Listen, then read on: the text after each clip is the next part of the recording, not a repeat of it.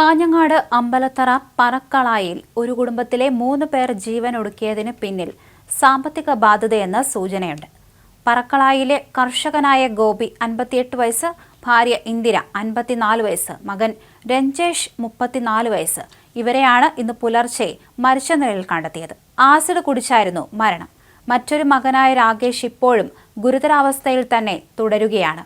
കഴിഞ്ഞ ദിവസം ഇവർ എല്ലാവരും ചേർന്ന് ബന്ധുവീടുകളിൽ പോയിരുന്നു. അമ്പലത്തിലും പോയിരുന്നു. പുലർച്ചെ 3-ന് ഗോപിയുടെ സഹോദരന്റെ ഭാര്യയ്ക്ക് വന്ന ഫോൺ കോളിലാണ് വിവരമറിയുന്നത്. ഫോൺ വിളിച്ചത് രഞ്ജേഷ് ആണെന്ന് കരുതുന്നുണ്ട്. തീരെ വയ്യ, ആശുപത്രിയിൽ എത്തിക്കണം എന്നായിരുന്നു പറഞ്ഞത്. തുടർന്ന് എല്ലാവരും ചേർന്ന് ഇവരെ ആശുപത്രിയിൽ എത്തിച്ചു. 3 പേരും മരിച്ചിരുന്നു. അതേസമയം സാമ്പത്തിക ബാധ്യത തന്നെയാണ് ഇത്തരത്തിൽ ആത്മഹത്യ ചെയ്യാനുള്ള കാരണമെന്ന് തന്നെയാണ് പോലീസിന്റെ പ്രാഥമികമായ വിവരം. രഞ്ജേഷും രാകേഷും നേരത്തെ ദുബായിലായിരുന്നു. 2 വർഷം മുൻപ് ഇരുവരും നാട്ടിലേക്ക് തിരിച്ചെത്തി ബിസിനസ് തുടങ്ങി. പലചരക്ക് സാധനങ്ങൾ ഉൾപ്പെടെ വീടുകളിൽ എത്തിച്ചു നൽകുന്നതായിരുന്നു ബിസിനസ്.